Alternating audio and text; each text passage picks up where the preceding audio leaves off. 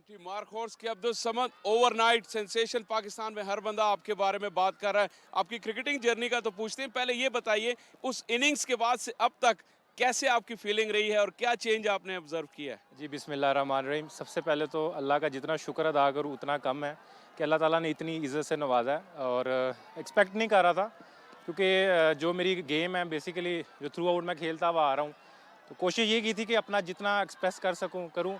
लेकिन वो अल्लाह की तरफ से इतनी अच्छी इनिंग्स हो गई कि टीम ने जिस तरह मुझे मैसेज दिया था वो अंडर 300 रन्स का कहा था। लेकिन जब मैंने अंदर जाके थोड़ी सी चीज़ें असेस की तो मुझे अपनी एबिलिटी में लगा कि यार मैं कर सकता हूँ। तो जैसे फ्लो बना तो कोशिश की फिनिश करके जाऊँ जितने ओवर्स भी मिले। और क्रिकेट तो आप जो है काफ़ी अरसे से खेल रहे हैं, कंपेटिटिव क्रिकेट आपका लिस्ट ए का डेब्यू 2016 का है। लेकिन ये इस टूर्नामेंट में इतने बड़े स्टार्स के साथ ड्रेसिंग रूम जब शेयर कर रहे थे, तो कुछ आपको टूर्नामेंट से पहले था अंदाज़ा कि यार ये मेरे लिए एक स्टेज है जहाँ मैंने कुछ करना है? बेसिकली स्ट्रगल तो काफ़ी अरसे से चल रही थी। 2016 से आपने जैसे बताया, मेरी बेसिकली जो मेरी बुनियाद है वो कंबाइंड क्रिकेट क्लब से है। राना ज़हीर अहमद साहब हैं, तो उधर से अभी लास्ट जो पीसीबी की चैंपियनशिप उसमें मैं एज अ कैप्टन खेल रहा था क्लब क्रिकेट भी।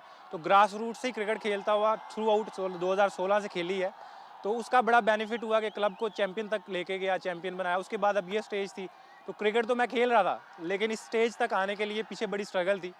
तो इधर जब मुझे मौका मिला मैंने सोचा कि यार कोशिश करेंगे, बाकी जो अल्लाह ताला ने इज़्ज़त देनी है वो तो अल्लाह के हाथ में है। तो बस कोशिश की है, बाकी अल्लाह के हाथ में था जो। और हर क्रिकेटर जब क्रिकेट स्टार्ट करता है ज़ाहिर है वो ख्वाब तो देखता है, लेकिन वो ख्वाब जो आपने अभी तक देखे और जो इस इनिंग्स के बाद आप उन ख्वाबों को कैसे समझ रहे हैं कि कितना करीब आप आ सकते हैं उनके? जिस तरीके से बेसिकली जो रिक्वायरमेंट है क्रिकेट की, जिस तरह कोई भी प्लेयर है उसका ख्वाब है कि पाकिस्तान अपने मुल्क के लिए खेले, इसी तरीके से मेरी भी जर्नी स्टार्टिंग से ही मेरा ये ख्वाब था कि एक वक्त आए कि मैं अपने मुल्क के लिए खेलूं।